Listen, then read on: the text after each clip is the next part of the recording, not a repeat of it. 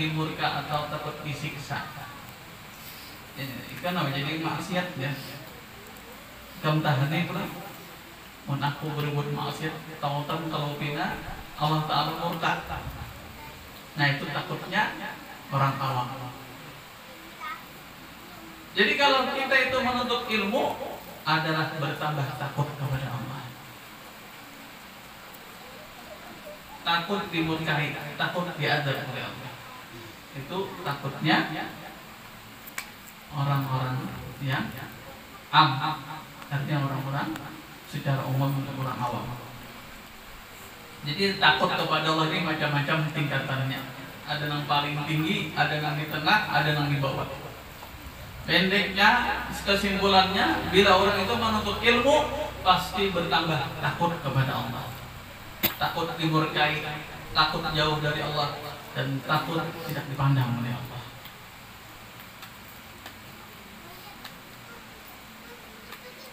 Wa talabahu ibadah. Sedangkan menuntut ilmu ini adalah ibadah paling afdal. Orang yang hadir majelis ilmu mengalahkan semua ibadah. Mau sholat tengah malam sampai ke subuh, mau baca Quran berjus-jus, mau baca zikir beribu-ribu, mau sedekah yang banyak, kesemuanya ibadah. Tapi ibadah yang paling afdal adalah hadir di majelis ilmu. Padahal duduk manis ya, hanya sekedar menyimak dan mendengarkan, tapi pahalanya luar biasa, mengalahkan semua ibadah yang ada selain kewajiban. Aja sama yang sunat siapa aja ya, tapi ada bandingannya loh. Menuntut ilmu sama lama itu tidak bandingannya. Lawan menuntut ilmu 1 mat, kita misalnya 45 menit atau 1 jam. 1 jam dibandingkan sama lama ibadah, jauh bedanya. Kalau kita menuntut ilmu dibandingkan dengan ibadah yang lain. Wa mudzakaratuhu tasbihun, wa mudzakaratuhu tasbihun. Dan mudzakarah ini misalnya kita tuh menuntut ilmu, ada nih catatan buku halus. Karena kita kalau menuntut ilmu ini kadang-kadang 3 hari, 4 hari bisa lihat lagi. Tapi kalau bercatat, ambil kesimpulannya aja. Oh ini aku malam anu tadi mengaji di ini kesimpulannya baca. Nah itu baca. Orang yang kayak itu, kenapa? Tasbihun, sama dia bertasbih. Tasbih yang banyak, bukan tasbih yang sedikit. Wal bahtha anhu jihadun. Orang yang membahas masalah ilmu itu dianggap sebagai seperti orang yang berperang di jalan Allah. Bahas ilmu ini bisa, kalau seseorang ada masalah yang sulit dipecahkan, ambil kitab ini, mencari pendapat kaul yang paling kuat. Nah itu naranya bahas ilmu. Misalnya aja nang kaya masalah aurat beginian, kan sepakat sudah 4 madhab ngarang aurat beginian ini muhal antara tangan aja nang boleh kelihatan. Cuman ada perbedaan pendapat masalah betis itu auratnya ada aja. Sebahagian mengatakan itu aurat, sebahagian kada. Artinya ada ulama yang mengatakan itu bukan aurat, betis beginian kan. Nah maksudnya nang sampai pukul aja lah. Ada yang mengatakan itu aurat pula. Nah jadi kesimpulannya di sini, Kalau betis itu mancarumong, lebih baik di kaos kaki. Dan jangan sampai maulah orang syahwat. Mau aja betis itu mangkunong ya. Timbul syahwat orang. Tapi orang betis biasa aja, anjir saya kok itu mangkunong kayak gikap. Ya, ambil kalau orang membolehkan itu bukan awal. Tapi nang selamatnya bagusnya pakai kaos kaki. Kalau kita keluar rumah, bagusnya tuh pakai kaos kaki. Selamat dan sudah tadi lagi perdebatan. Tapi kalau kita asa ribet asa ngalih untuk kaos kaki, ya sudah ambil pendapat ulama yang mengatakan itu bukan aurat, tapi dikasih buku lari aja lah. Nang aneh banyak bebinian badastar dastarnya hendak dastarnya dikasih tohon kesana tolandel, tapi jilbabnya singgenalan sampai ke murid dono bener jilbabnya, tapi betis kelihatan. Nah, sampai ke parak itu hot sini. Nah, itu berarti tak paling. Artinya menyebut kerudung itu sesadang ini aja. Tapi tak cukup, sabartaan sampai ke betis. Amun biar ganal benar kerudung kayak kelambu. Tapi nih betis kelihatan. Maksudnya itu dari lintuhut sampai ke betis sampai ke buku lali. Kan benar ada dasar tuh nang hanta-hanta biang lah. Nang kasih ini kelihatan nah. Jika sini aja nah dasarnya. Sedikit pada lintuhut nah. Turun pada lintuhut sedikit paling sakabat pada lintuhut. Berarti kelihatan kalau nah. Berarti sih kelihatan kalau itu aurat. Tapi kerudung kayak kelambu. Di bawah murid kita. Tapi ini kelihatan. Nah itu namanya tapaling. Itulah tidak lagi perdebatan ulama. Nangaran landau kita ini adalah aurat. Itu sudah mengatakan seluruh ulama itu adalah aurat. Di atas buku lali. Katakanlah di atas buku lali. Itu semua ulama mengatakan itu aurat. Kada boleh terbuka, kada boleh kelihatan. Tangan dikasih ini, nanti dikasih bagalangan tangan, dan hanya muka lawan tangan yang boleh kelihatan. Jadi hati-hati kita kalau badastar handap, amun lawan laki di kamar kayu handap kayak apa?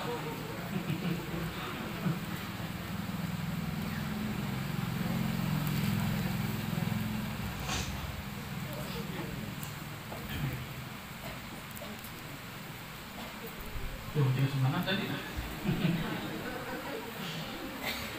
Wa badlahu li ahlihi qurbah. Orang yang berkorban untuk ahli ilmu itu qurbah. Salah satu jalan mendekatkan kepada Allah. Bagaimana caranya berkorban? Ada yang berkorban tenaga, mampar tikar. Ini apa ngarannya? Manutin dah, menyiapkan mikrofonnya, menyiapkan lampunya, itu artinya berkorban tenaga. Ada memikirkan pikirannya, nah kayak apa supaya lancar. Ada lawan duitnya, nah itu artinya berkorban.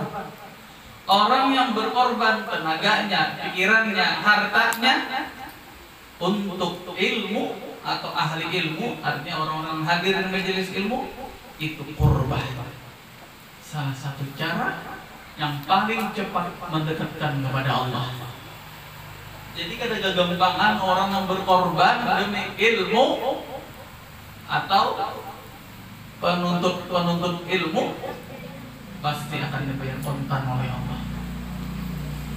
orang yang ingin mendekatkan secara cepat kepada Allah adalah orang berkorban untuk ilmu.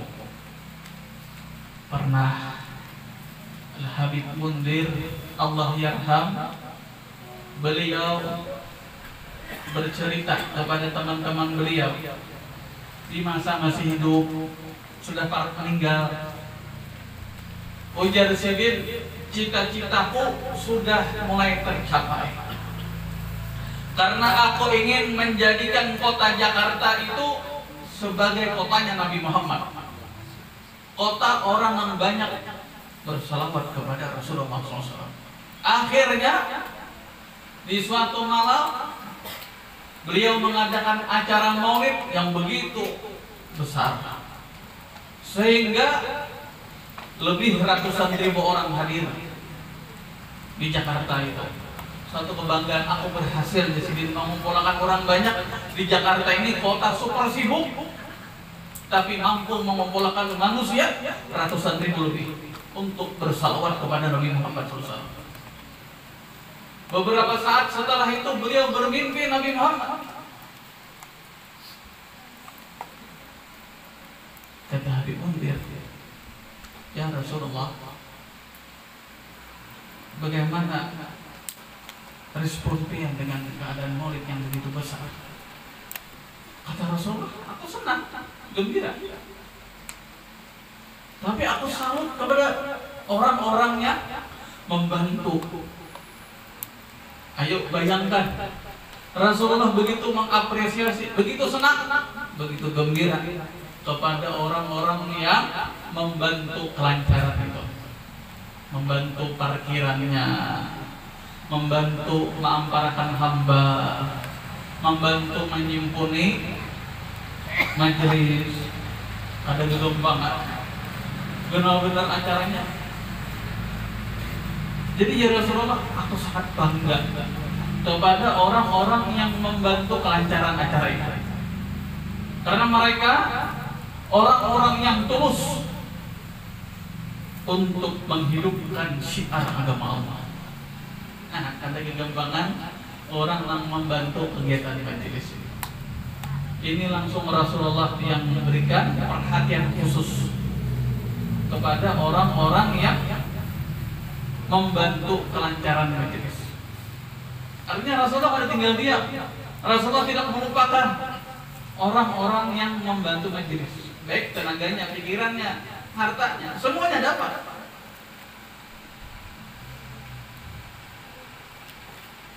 Itu sebagai gambaran bagaimana orang-orang berkecimpung dengan ilmu semuanya dapat keberkahan, dapat perhatian dari Nabi Muhammad SAW. Wa ta'limahu liman la ya'lamuhu sadaqah, dan memberikan pelajaran, mengajari ilmu yang dia tahu kepada orang yang kada tahu, itu sebagai sedekah. Sedekah ilmu ngarannya. Ini contoh. Ini orang sering hadir majelis ilmu. Guru anu bilang anak tiap malam. Ketika dia mendengar penjelasan tentang mubtilatis shalah, yang membatalkan sembahyang, dia paham, dia tahu yang membatalkan sembahyang. Nah, ini melihat sepupunya sembahyang sembarangan, mbak sudah tuntung sembahyang, dipadahakannya dol. Ini maaf kalau sama dol. Ikam tadi sembahyang kayak apa? Aku melihat ikam 3 kali bergerak berturut-turut. Nah, jadi ikam bagaru 3 kali itu berturut-turut batal. Kecuali ikam 2 kali bisa tok kok garu itu kada bapak. Ikam sabar tangan bergerak 3 kali pulang berturut-turut. Sini pulang benar garu. Batal. 3 kali berturut-turut. Amun hendak kada batal itu, hanya paham sedikit padahal gitu aja paham. Undang tuh hendak juga kada batal sembahyang bagaru itu dikapakan tangan.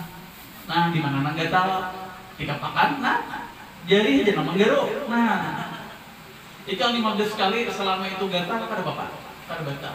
Walaupun berturut-turut, tapi kamu jari aja nah kada batal. Tapi bila kamu tangan sabartaan, dia kan batal. Lupa itu akhirnya aku hanya tahu. Nah, dengan dia memberitahu kepada orang yang kada tahu tadi, itu sedekah ilmu. Jadi semakin orang banyak menuntut ilmu, semakin serang menuntut ilmu, pasti banyak simpanan. Pasti ada ingat tentang hukum Allah. Kalau kita sering menuntut ilmu, li'annahu ma'alimul halal wal haram, karena bahwasanya ilmu itu, belajar ilmu adalah mengetahui daripada yang halal dan haram. Wa mana rasul li ahli jannah, makanya benar hadisnya. Islamnya logis kan? Lihat, ke sini aja dulu. Akan datang. Yang benar lagi. Halo, dan mengantuk ulun banget.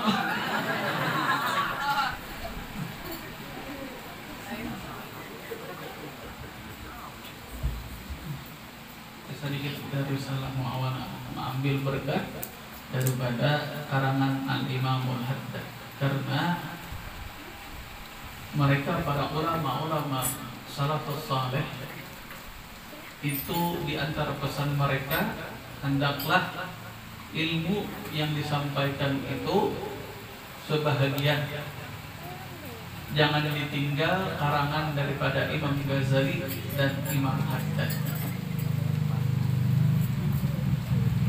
Jadi misalnya kita ngajar di sini, pengajar di sini, kitab ini, kitab itu, jangan ditinggal sebuting berat. Kita buat kitab karangan Imam Haddad atau karangan Imam Ghazali. Berkahnya luar biasa, karena pengarang dua orang ini orang yang luar biasa.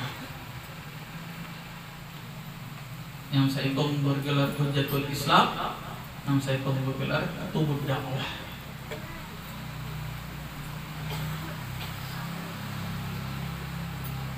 Pertemuan sebelumnya kita membahas masalah niat ya. Semalam bila baca Quran jangan mengganggu orang. Membaca Quran itu ibadah, tapi bila orang terganggu jadi dosa. Jadi kita kan pahala baca Quran. Kalau orang itu merasa terganggu, ya semalam contohnya bila kita tadarusan Al-Quran umpama bulan puasa, kira-kira orang guringan jam berapa? Umpama jam 9:30 stop sudah. Mikrofon luar, mikrofon dalam aja. Nah orang nggak ada terganggu. Bila mikrofon luar, ini benar ada nggak guring dengar suara. Nah sedangkan tadarus Al-Quran hukumnya sunat, mengganggu orang haram. Jadi kita dapat pahala kita sia-sia. Nah jadi kalau kita baca Quran itu semalam itu apa? Kita niatkan untuk munajat kepada Allah. Jadi niat itu sangat penting dalam ibadah. Wa misalnya lagi minal mubahat, daripada nang mubah. Mubah ini digawi berpahala ada, berdosa ada. Misalnya kayak makan. Itu kan mubah. Makan nggak ada, berdosa ada, pahala ada. Tapi kalau disertai niat sebelum makan jadi pahala. Nah, niat makan supaya berpahala. Yang pertama antanwiya bil aqli imtithalil amr rabbik bi qauli ta'ala ya ayyuhalladzina amanu qulu minat thayyibat ma razaqnakum. Niat pertama ketika kita hendak makan menjunjung perintah Allah yang tercantum di dalam Al-Quran, wahai orang-orang beriman, makanlah kalian daripada yang halal yang sudah kami berikan rezeki. Perintah dari Allah makan. Niatnya menjunjung perintah Allah. niat makan enggak? Karena perintah Allah ada dalam Al-Quran untuk makan. Wa tanwiya bihi at-tagawi 'ala ta'atillahi ta'ala. Niat yang kedua sebelum makan bahwa dia berniat untuk supaya kuat berbuat taat kepada Allah. Ya Allah, ulun makan hendak nyaman nah berbuat taat, parut kada gegerurukan supaya ulun nyaman konsen beribadah, konsen ulun sembahyang karena parut tak isi sudah. Nah, niat makan yang kedua supaya kuat beribadah. Kada nang niat makan belas dendam kada. Pas benar aku sudah ajar dari diri ini 3 bulan sudah hari memakan betamuan nawan aja. Ayo mana rangsang, 2 rangsang sini. Nah itu ngarannya niatnya beres dendam. Lawas pada memakan. Ada pahala kita. Dan niat yang ketiga supaya dapat pahala makan wa tanwiyat at-tasabbut fi istikhraj syukur minka li rabbika idh yaqulu subhana qulu mir rizqi rabbikum mashkurula. Niat yang ketiga kita hendak makan itu supaya kita ada rasa syukur kepada Allah. Ya Allah, ulun alhamdulillah awal makan ada iwak muha pulang 3 macam mau pulang. Ya Allah, syukurnya ulun hari ini diberi makan. Jadi ulun makan ini adalah berterima kasih kepada dia. Itu supaya mengingatkan kita bersyukur Allah. Jadi kalau niat kita bersyukur kepada Allah, dapat pulang pahala kita makan 3 sudah, hendak makan aja. Nah ini hasil daripada menuntut ilmu. Omong kada menuntut ilmu tahu lah, supaya makan itu berpahala. Ada tahu?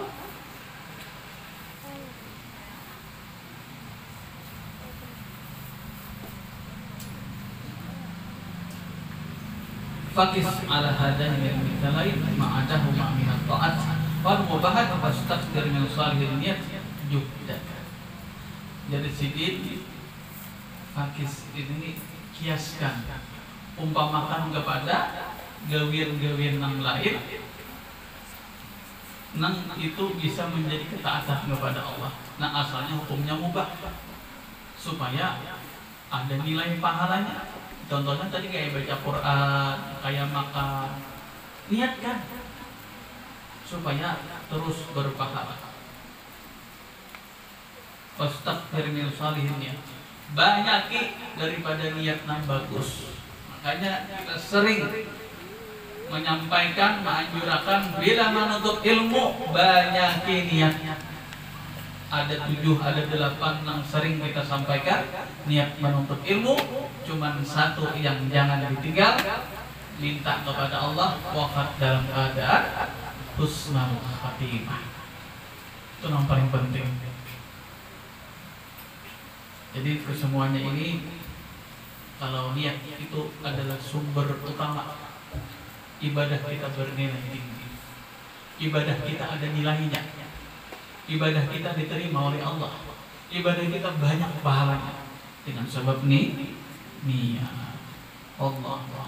Mudah-mudahan Allah Subhanahu wa taala mengangkat dosa-dosa kita, dosa kedua orang tua kita, dosa guru-guru kita, dosa jiran kita, dosa kaum muslimin dan muslimat. Mudah-mudahan Allah mempermudah segala urusan kita, baik urusan dunia ataupun urusan akhirat. Allah Ta'ala kabulkan hajat kita, hajat dunia ataupun hajat akhirat. Dan mudah-mudahan Allah menjadikan anak cucu kita yang saleh dan salihat. Dan mudah-mudahan Allah Subhanahu wa Ta'ala wafatkan kita dalam keadaan husnul khatimah. Wassalamualaikum Nabi Muhammad sallallahu alaihi wasallam. Al-Fatihah.